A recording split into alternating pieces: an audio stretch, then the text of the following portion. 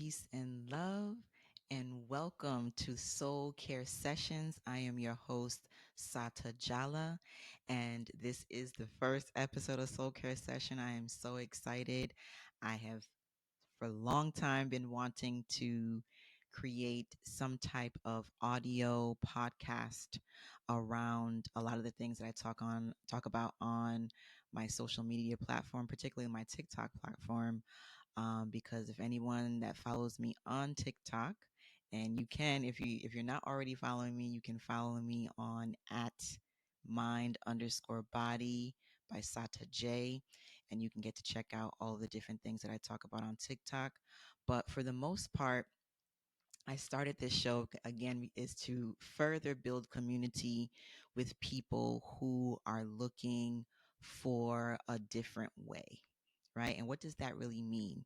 So in today's episode, I'm talking about how we are reclaiming our peace and finding our way out of burnout, right? Because that's some of the things that I talk about on my social media platform. I am a holistic mind and body coach that deals with helping people learn how to manage their nervous system, not manage their nervous system, but regulate their nervous system through holistic modalities like yoga, breath work, meditation, plant-based nutrition, and so many other things. And I wanted to be able to now reach a broader audience and share what that means, what that looks like, right? So in today's episode, we're talking about burnout and what it looks like to really recover from it, right? Many times people would say that burnout, it's all in your mind. Oh, you're not getting enough rest, or just do some self-care, right? Take a bubble bath, get your nails done, get a pedicure, get a massage. All of those things are great, right? But what happens when it is not enough, right? So I think that when we experience burnout, especially when you're experiencing it on a mental level, you're experiencing mental exhaustion, emotional exhaustion, right? And it's beyond just physical exhaustion, right? It's because all of these different life stressors are compounded upon each other, and you feel so overwhelmed you don't even know where to begin and where to start.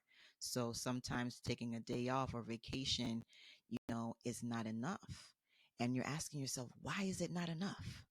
Why is resting just not enough? And I think it's because it's the systemic things that make it that way, right? Because we can always take a vacation, get our nails done, get our hair done, get a massage, you know, take a walk out in nature.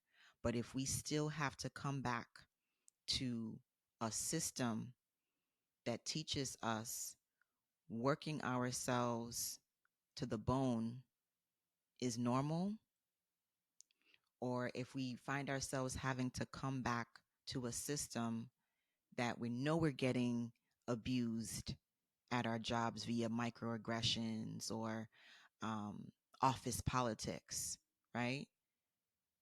The vacation, the self-care practices are not going to be enough, right? So I'm here to talk about the different systems that we need to start establishing for ourselves, sustainable, healthy systems and habits that we need to now form for ourselves in order to battle the burnout, in order to recover from the burnout and keep a healthy, sustainable quality of life, right? So what does that really look like? For me, I call it the 4 Ds, right? I don't know if it's the 4 Ds, maybe three, but these are 4 pillars that I particularly use for recovering from burnout, especially as a woman, a Black woman dealing and living with ADHD and complex PTSD. So for me, the first thing that I realized that I needed to do was to divest, right? Divesting from any and all oppressive systems, relationships, anything that was oppressive to me, right? For me, becoming a entrepreneur was one of the ways that I escaped the rat race or the 9 to 5, right?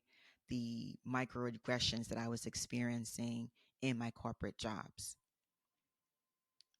And that's what I mean about divesting. And I know some people like, I don't even know where to begin. I don't, sis, what are you really talking about? Like, that don't even make no sense to me. So you telling me that I should quit my job so that I can, you know what I mean, now be able to finally have that recovery and relief from the burnout?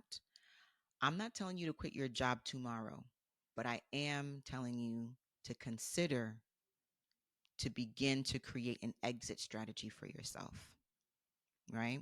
Creating an exit strategy from the job that is just paying the bills, but taking your whole mental health, physical health, emotional health down the drain.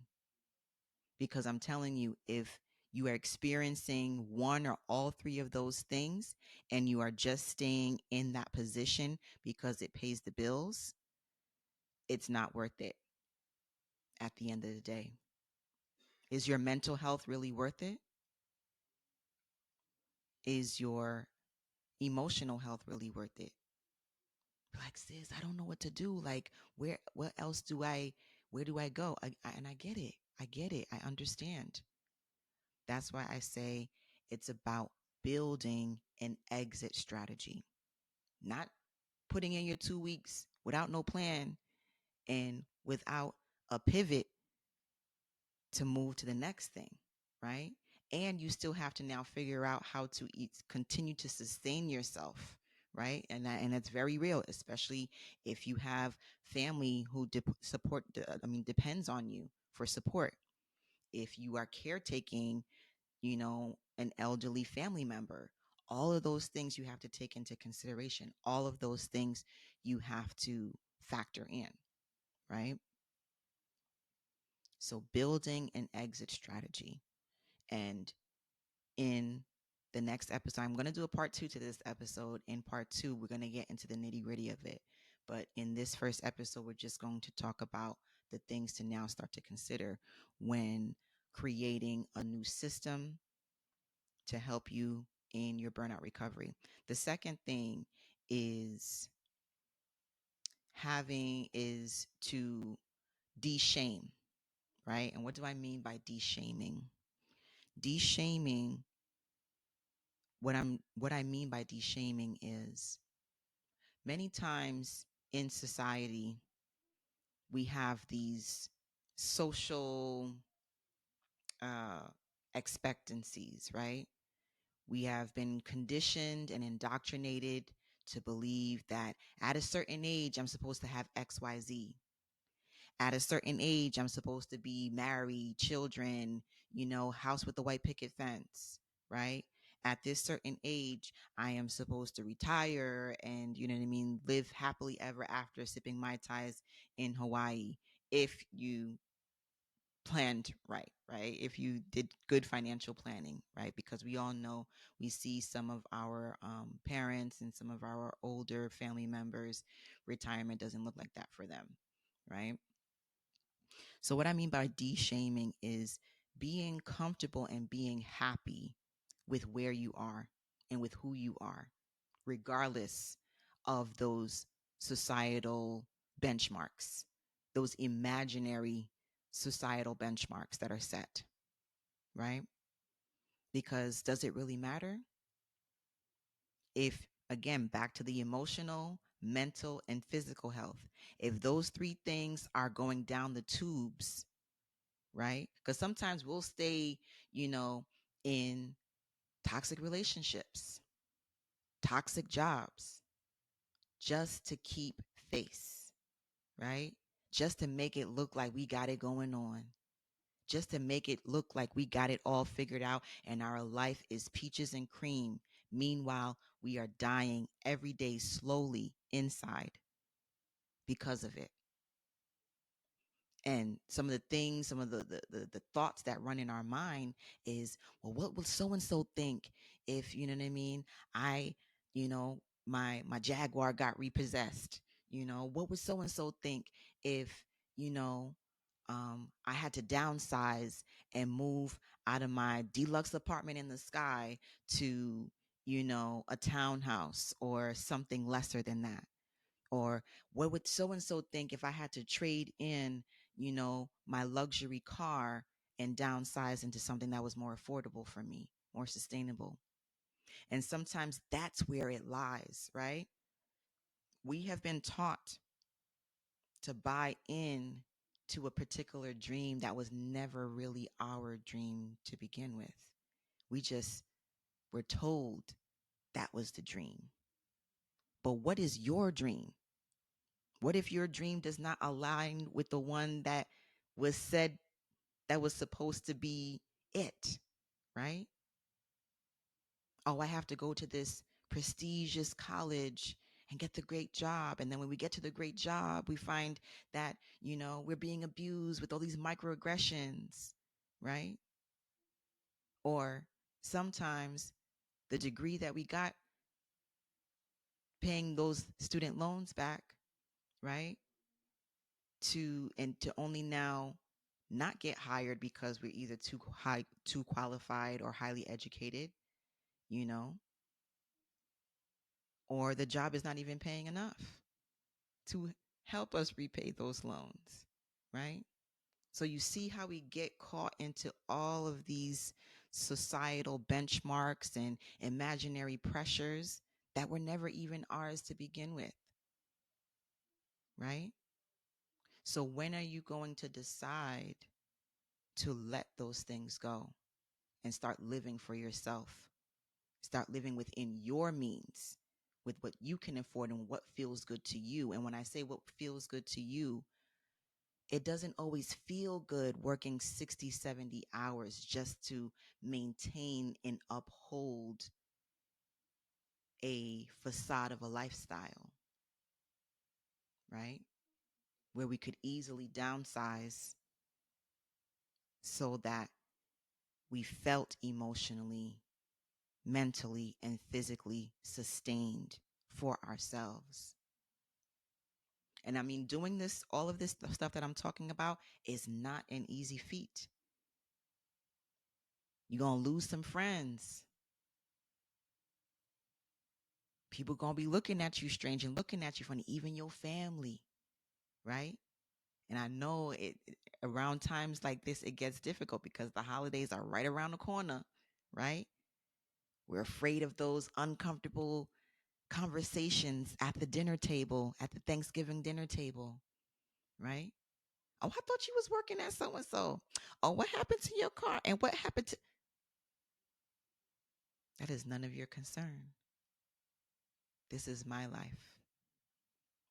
So that's what I mean about de-shaming. And I know that's the long of the short of what de-shaming looks like, right? The third thing that I suggest is finding some type of spiritual practice that nourishes you. And that can look however it is. I know many of the listeners are probably of the Christian faith, and going to church and being a part of a church community is a way in which their soul feels nourished. For someone like myself, the way in which my soul is nourished is through indigenous African spiritual practices.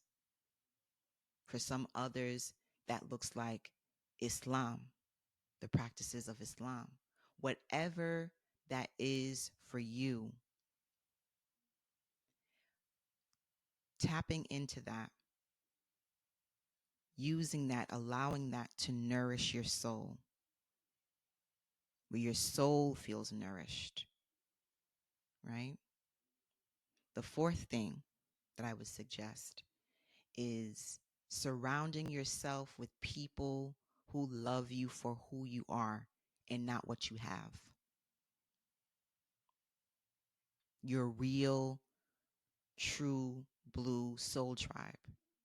People who accept you for who you are.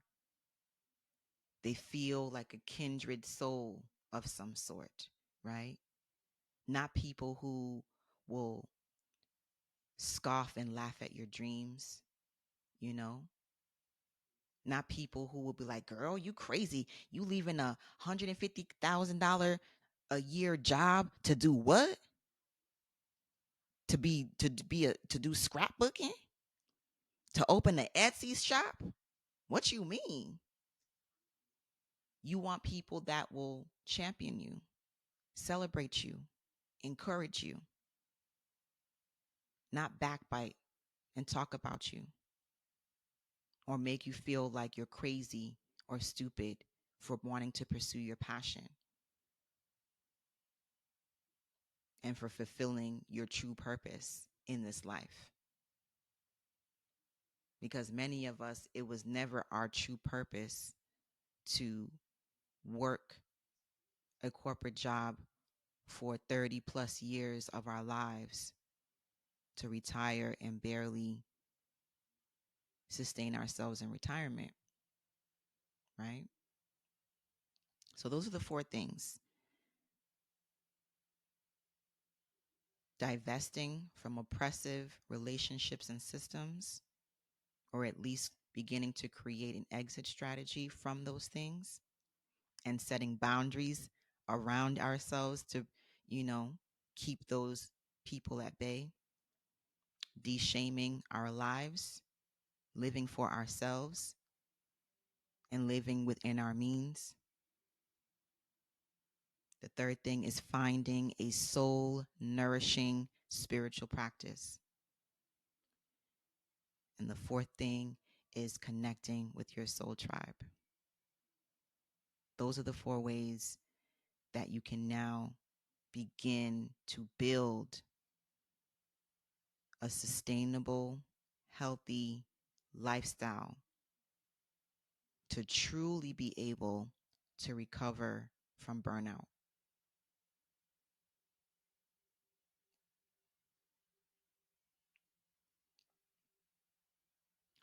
So, for all of those who are first time listeners on this first episode of the Soul Care Sessions, I just want to let you know that this show is brought to you by the Volt Wellness Center.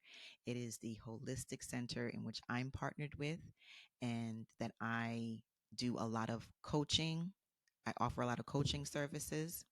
I offer a lot of coaching services, and I will also begin to start doing virtual yoga sessions as well.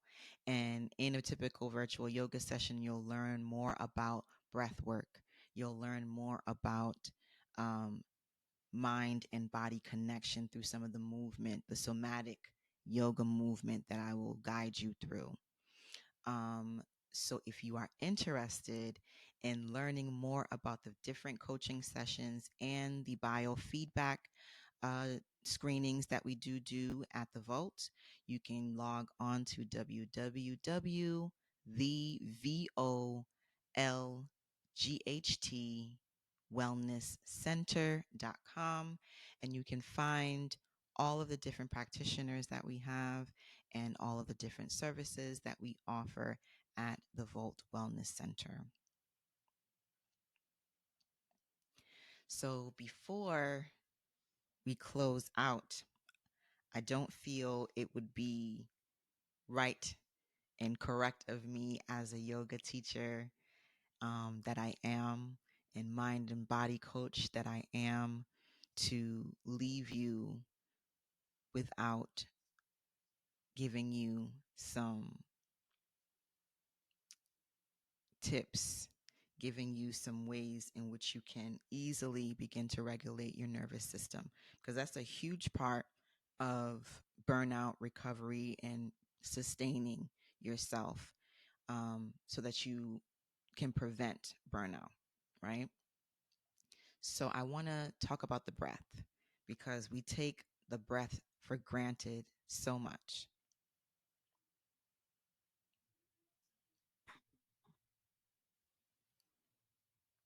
I want to talk about the breath. We take the breath for granted a lot of times, right? To the point we don't even notice and realize how we are breathing very shallow and we're not fully, taking in that vital life force energy, because that's what you're doing every time you inhale. In the yoga tradition, we call it prana, and prana means vital life force energy, right? So every time we inhale, we are taking in as much vital life force energy as we can. And every time we exhale, we are releasing toxins and all the things that we want to expel and remove from the body, right? So I want to leave you with a short guided breath practice, breath work, right? So in the yogic practice, we learn that our nose is so important in breath work, right? And I know a lot of us mouth breathers out there, you know, we need to learn how to start breathing through our nose. And if you feel like, there's some sinus issues and things going on, there are different lymphatic um, massage techniques that you can now begin to do to now clean. When you're feeling stuffiness in your sinus, it's a lymphatic issue. You're having some type of obstruction of your lymphatic system, and your lymphatic system is how you drain out it. Part of your lymphatic system is here in the sinus running into the nose, here on your clavicle and your lymph nodes all the way down to your legs. And majority of us here in the Western world and in probably other parts of the globe are not taught how to properly drain our lymphatic system and keep it flowing healthy, right? So if you feel like, you're having issues with your nose or constantly being stuffy, that's a telltale sign that it's a lymphatic issue. But I digress, and let's get back to the breath work, right? So in yogic breathing, everything is breathe in through the nose and out through the nose. There's no breathing out through the mouth, really, right? Everything is inhale through the nose, exhale through the nose. So I want to guide you through the basic yogic breath, right? Which is you're deeply inhaling, expanding your diaphragm. So you want to make sure as you're inhaling, your diaphragm is expanding outward. And as you're exhaling, your diaphragm, your stomach is now pressing in toward your spinal cord, right? In towards your spinal cord there. So, and as you're inhaling, you want to now take a breath in and slowly count 1, 2, 3. And as you exhale, you want to slowly count 1, 2, 3, 4, 5, right? And the reason why we hold the breath out longer, because like I said in the beginning, you want to fully expel and press out all of that, the toxins, any negative energy out of your body, right? So I'm going to guide you through 3 rounds of the basic yogic breath. So you want to deep inhale through the nose. Slow exhale through the nose.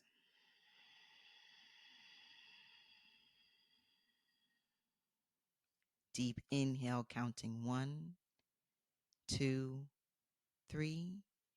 Slow exhale, counting 1, 2, 3, 4, 5. Again, deep inhale. Slow exhale.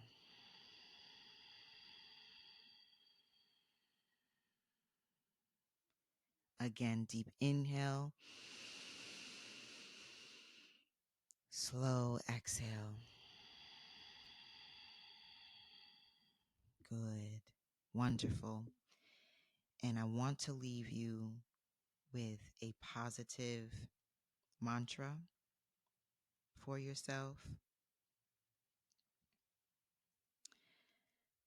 I am worthy of rest, and I am reclaiming my mental, emotional, and physical peace. Ashe and Namaste. The spirit of light within me honors the spirit of light within you. Next week, we will get into talking more about building these new systems so that we can recover from burnout and honor our nervous system, our mind, and body. Peace.